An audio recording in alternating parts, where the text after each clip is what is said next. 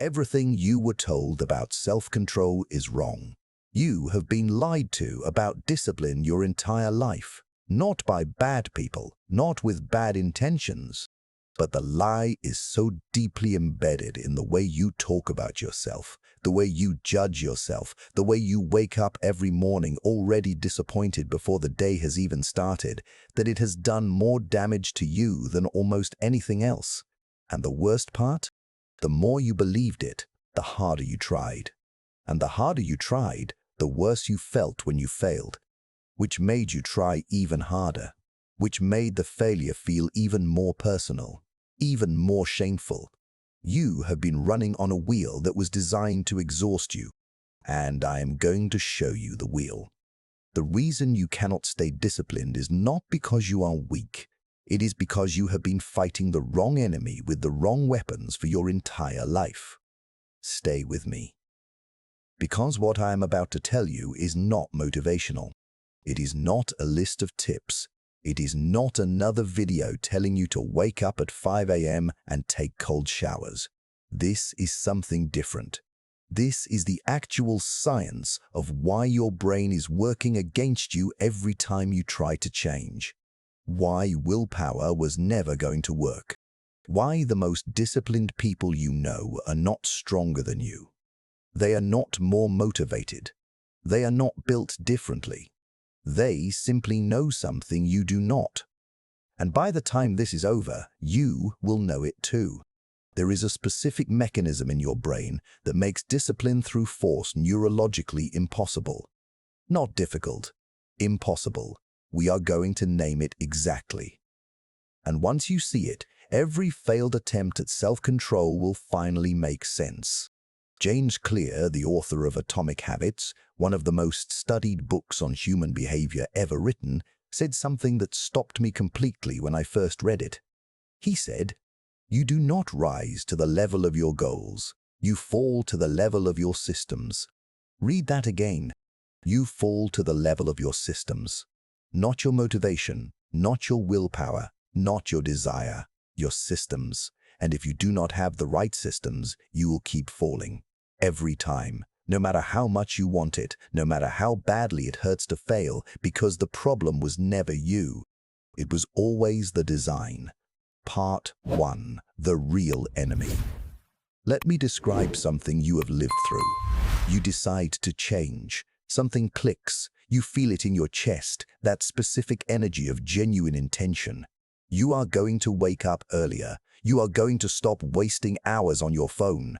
You are going to exercise, read, study, build something real. And the first day, maybe even the first week, you do it. You feel extraordinary. You feel like the person you always knew you could be. And then day 9 arrives. You are tired.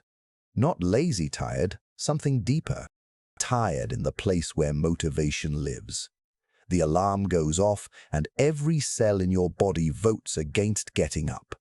You tell yourself, just today, just this one morning, you deserve the rest, and you sleep in. And then the guilt arrives. Thick and fast and personal. Not just the guilt of missing one morning. The guilt of being the kind of person who always does this. The kind of person who cannot commit, cannot follow through, cannot simply do what needs to be done. And you wonder what is wrong with you. Nothing is wrong with you. You were simply given a completely false map of how human behavior actually works, and then punished every time you got lost following it. Here is the truth that neuroscience has known for decades and that almost no one has told you clearly. Your brain did not evolve to be disciplined. It evolved to survive. For millions of years, your ancestors lived in an environment where conserving energy was the difference between life and death, where resting was rational, where avoiding unnecessary effort was wisdom, not laziness. The brain was shaped by those millions of years. It is still shaped by them. Which means when you lie in bed at 6 a.m. and your body refuses to get up, that is not weakness. That is a brain doing exactly what brains were built to do. It is trying to keep you alive. When you open your phone instead of opening your laptop to work, that is not failure. That is a brain choosing the dopamine pathway, because dopamine arrives instantly from a scroll and arrives slowly from a finished project. The brain does not care about your finished project. The brain cares about right now. Neuroscience calls this cognitive ease, the brain's built-in preference for the path of least resistance. And here is what makes it so devastating. It is not conscious. The choice to reach for your phone instead of your notebook happens before you decide, before you think, before you have a chance to intervene. You are not choosing laziness. The laziness is choosing for you. If the choice is happening before you think, then thinking harder was never going to fix it. So what does fix it? There is an answer. It is not what the productivity industry sells you. We are getting there. James Clear described this conflict with surgical precision. On one side, a brain shaped to act like a hunter-gatherer conserving resources. On the other, a world that demands the output of a disciplined, focused, high-performing machine. When you try to force discipline through willpower, you are attempting to override millions of years of evolutionary programming with a motivational phrase. And every single time, evolution wins. Not because you are weak, because evolution is older and smarter and more deeply wired than any amount of wanting. Willpower is not a muscle you can strengthen. It is a finite resource.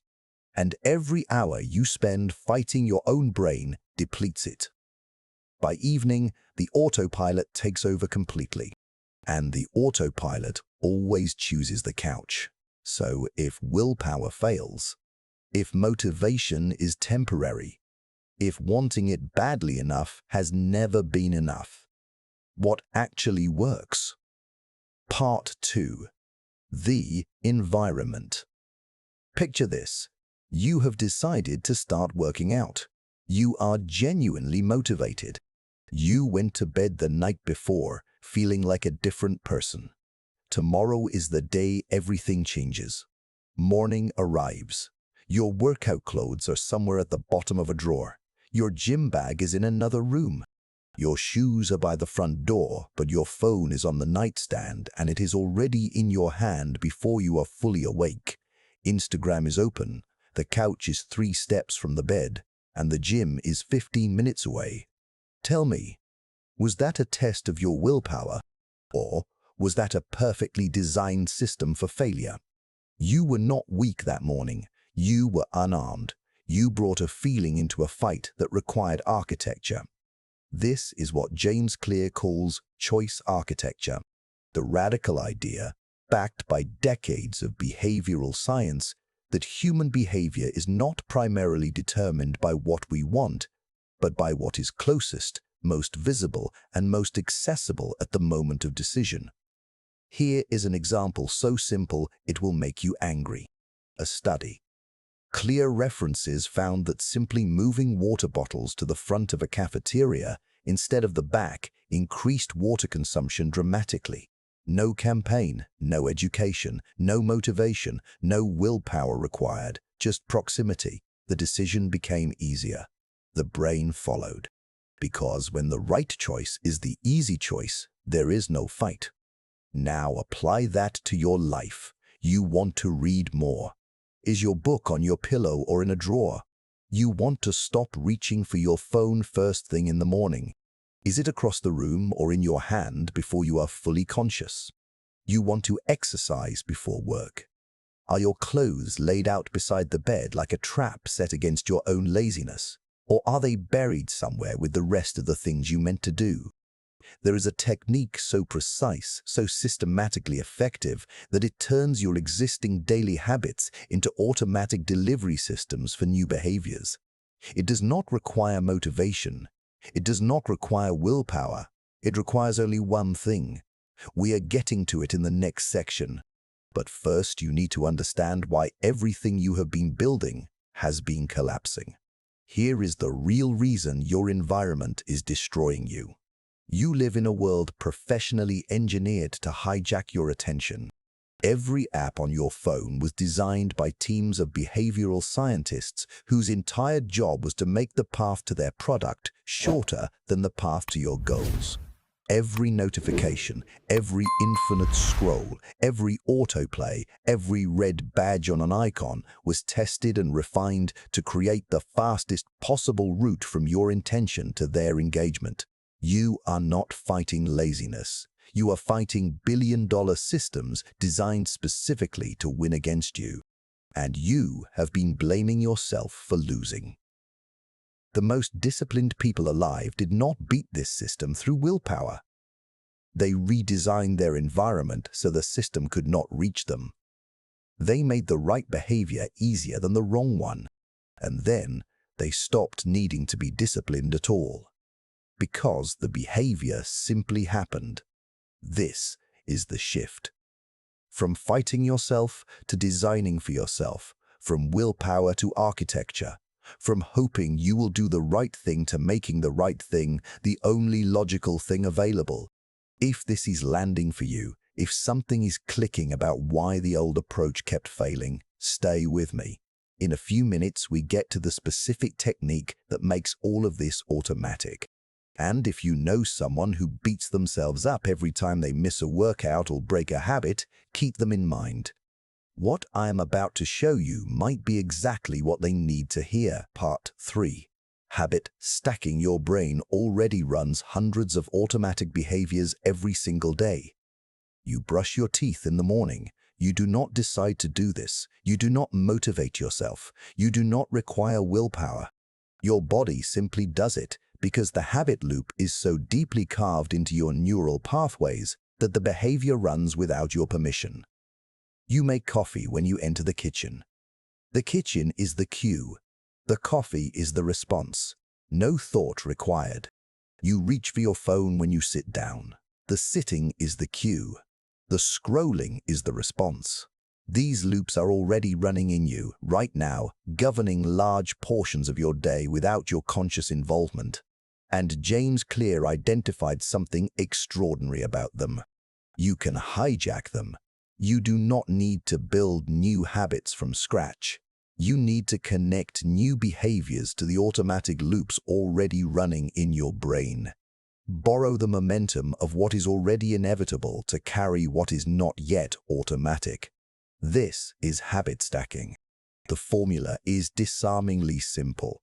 After I do this existing automatic thing, I will immediately do this new desired thing. After I brush my teeth, I will meditate for 2 minutes. After I pour my morning coffee, I will write 1 paragraph. After I sit down at my desk, I will close every app and open only the document I need to work on. After I lock the front door to leave, I will listen to the podcast or audiobook that replaces the scroll. The existing habit is the anchor. The new behavior rides its momentum. Here is why this works when everything else fails. Starting is the hardest part of any behavior, not because you are weak, because initiating an action genuinely requires more mental energy than continuing one. Once you are in motion, inertia works for you. Habit stacking eliminates the start problem entirely. You are already in motion before the new behavior begins. The brain does not have time to object, does not have time to negotiate. The behavior is already happening before doubt arrives. Remember the question I raised earlier. If the choice is happening before you think, how do you intervene? Habit stacking is part of the answer. You design the sequence so that by the time your brain tries to redirect you, the new behavior has already started. You got ahead of the resistance. But there are rules. The new behavior must be small. 2 minutes or less when you begin. Not because that is the goal, but because 2 minutes is what the brain will not argue with. You are not trying to do the whole thing. You are trying to make starting automatic. The full behavior follows once the loop is established. The new behavior must be specific, not exercise more. After I fill my water bottle, I will do 10 push-ups, not read more. After I sit on the couch, I will read one page. Vague intentions collapse. Specific sequences stick. The new behavior must be immediate. No gap between the anchor and the new habit. Gap is where resistance lives. The goal is not to force yourself to do something you do not want to do. The goal is to design a sequence so tight, so well anchored, that the new behavior happens before the part of you that avoids effort gets a vote. Small stacks. Repeated daily. They compound. 6 weeks from now, you will not remember starting. The behavior will simply be part of how you move through a day. Not because you became stronger, because you made it structural. Part 4. The procrastination. Truth. I need to say something about procrastination that is going to be uncomfortable. Not uncomfortable because it is harsh. Uncomfortable because it is going to remove the last excuse that has been protecting you from a harder truth. Procrastination is not a character flaw. Procrastination is a design failure. Every single time you avoid something you intended to do, it is not because you are lazy or undisciplined or fundamentally broken. It is because the behavior as currently designed fails at least one of 4 critical tests. And James Clear named those tests. He called them the 4 laws of behavior change. If your habits keep failing, it is because they are violating at least one of these laws, not because you are violating them. Because your system is. Law 1. Make it obvious.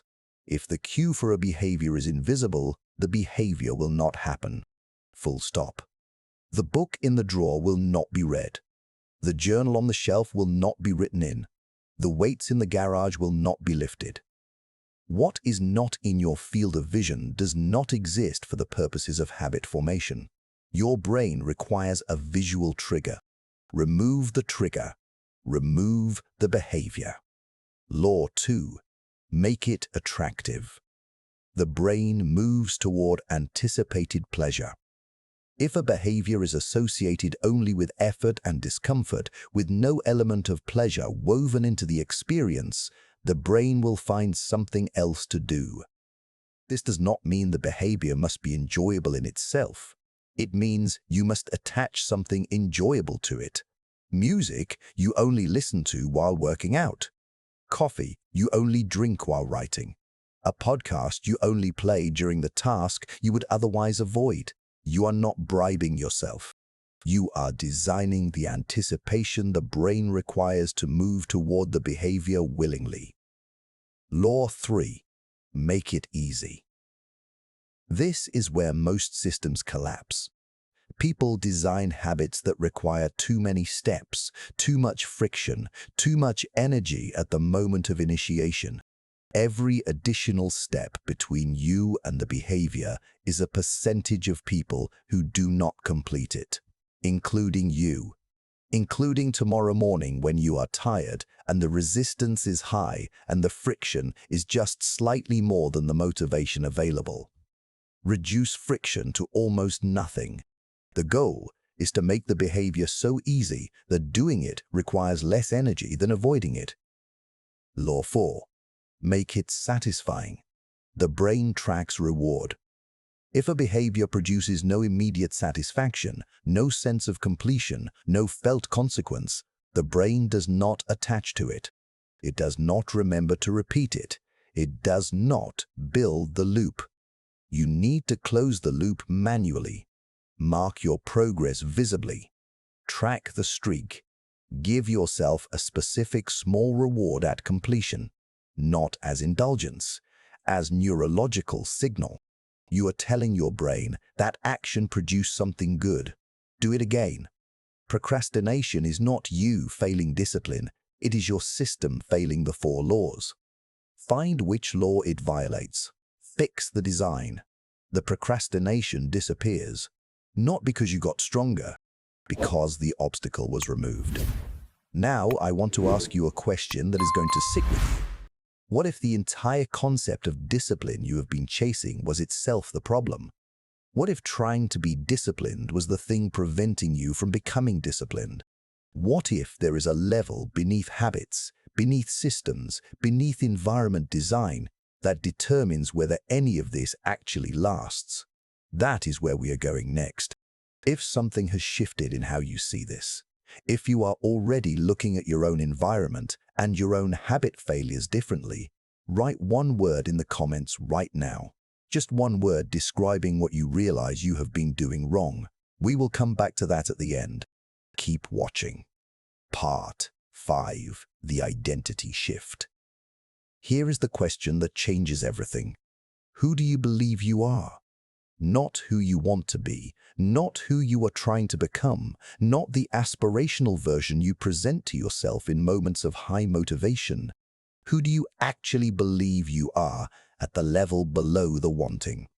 Because James Clear identified something that most productivity books never reach. There are 3 levels of behavior change. The first level is outcomes. What you want to achieve: lose 20 pounds, write a book, build a business. This is where most people focus all of their energy. The second level is process. What systems and habits you build to achieve those outcomes. This is what we have been discussing. But the third level, the deepest level, the level that determines whether any of it lasts, is identity. Who you believe yourself to be. Every action you take is a vote cast for a particular identity. Every time you exercise when you do not feel like it, you vote for the identity of someone who exercises. Every time you open the document instead of the feed, you vote for the identity of someone who creates. Every time you follow the system when the motivation is gone, you vote for the identity of someone whose default is discipline. Not discipline as punishment, discipline as character. This is why 2 people can follow the exact same system and get completely different results over time. One of them is performing discipline, doing what a disciplined person does while still fundamentally believing they are not a disciplined person. The other is becoming discipline, each action reinforcing a self-concept that then makes the next action easier because it is consistent with who they already believe they are. Performing is exhausting. Becoming is compounding. The person who says, "I am trying to quit smoking," fights every craving. The person who says, "I am not a smoker," simply does not smoke. Because smokers smoke and they are not a smoker. The identity is the system beneath the system. I told you there was something beneath the habits, beneath the environment, beneath the stacking and the 4 laws. This is it. The reason some people build systems that last and others build systems that collapse after 6 weeks is not effort. It is identity. The system must be an expression of who you are becoming, not a performance of who you are not yet. Here is how this changes everything practically.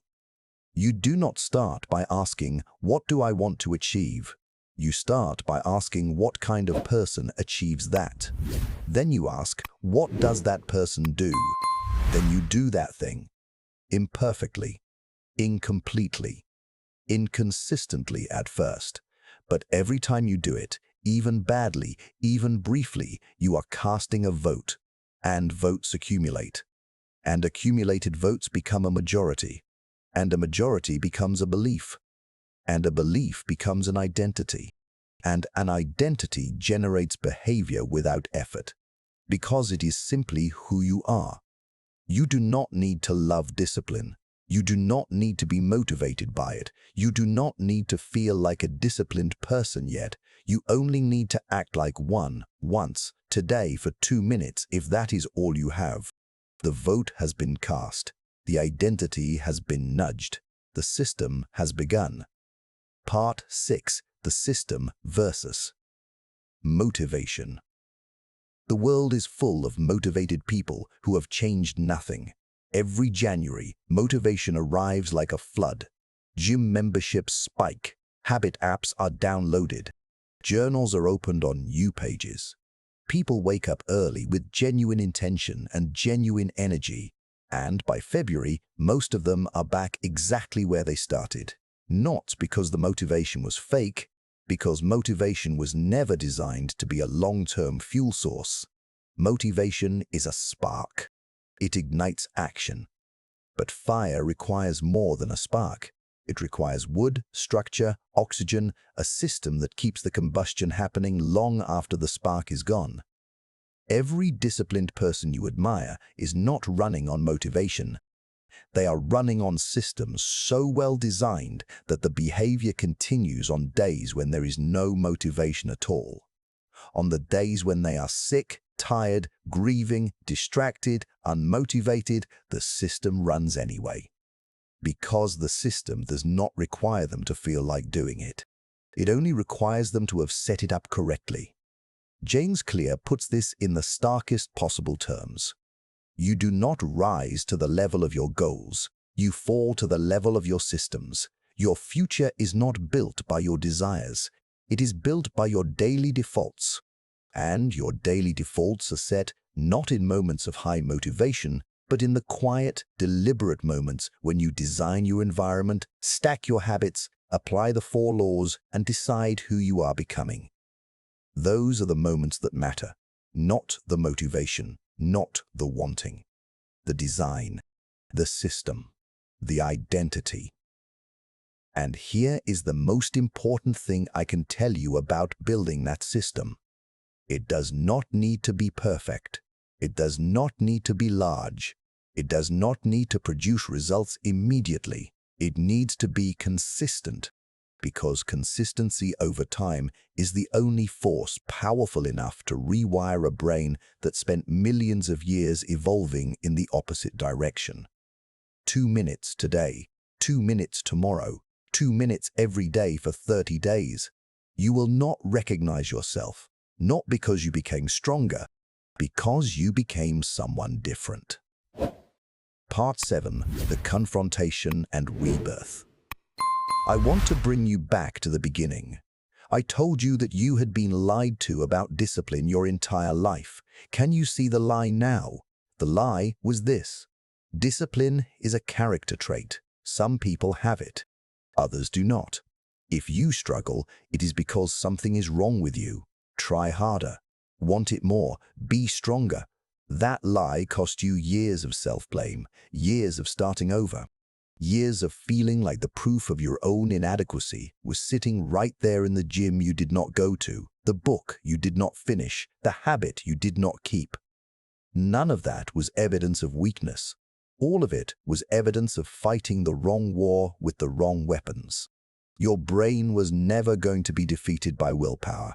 It is too old, too deep, too efficient.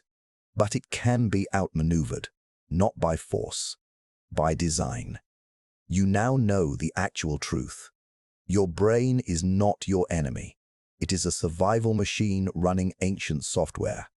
The first step is not trying harder. It is understanding what you are working with. Your environment is not neutral. It is either working for you or against you, every single day. And you can change it. Today, in the next 10 minutes. Before this video ends, your habits do not need to be built from nothing. They need to be stacked onto the automatic loops already running in your brain. Borrowed momentum from what already happens to carry what you want to happen. Procrastination is not your character. It is your system failing one of 4 tests. Find the test. Fix the design. The procrastination is not you. It is a signal. And beneath all of it, beneath the environment and the stacking and the laws and the systems, there is the question of identity. Not who you want to be. Who you are deciding to be. Right now. In this moment. By choosing to take one action, however small, that a disciplined person would take. Not because you feel like it, because that is who you are becoming. You do not need to be perfect. You do not need to feel motivated. You do not need to love the process or enjoy the early mornings or be someone who has always been like this. You only need to make one vote. Today. for the identity you have chosen. The system does not require passion, it requires consistency. And consistency does not require you to feel ready. It only requires you to begin. This is where it starts. Not with a resolution, not with a perfect plan, not by overhauling everything at once, with one habit, stacked onto one existing behavior, designed using one of the 4 laws, cast as one vote for one identity, today, then tomorrow, then the day after. And 6 months from now, you will look at the person in the mirror and not fully recognize them. Not because they changed dramatically in one moment, but because they changed undramatically every single day. That is the real discipline, not the heroic effort. The quiet, consistent, unsexy, daily default. You have it. You always had it. You just needed the right design. I want to know one thing from you. Write in the comments, what is the first habit you are going to redesign starting today? Not a goal, a specific habit, one behavior. What you are stacking it onto. Write it down right now. Because the act of writing it is itself a vote for the identity you are building. And when you come back to this video in 3 months, you will see those words and remember the exact moment the design changed. If this video shifted something real for you, share it with one person who blames themselves every time they break a streak. What they are experiencing is not weakness, it is a design problem, and now they will know the difference. There is a specific person in your life who makes everything harder without ever doing anything obviously wrong, who exhausts you without raising their voice, who leaves every interaction feeling like you gave more than you received. But you cannot explain exactly why or how. In the next video, we go inside the psychology of that dynamic, why it keeps happening, what it is doing to your energy, and the one shift that ends it permanently. You will want to see that one.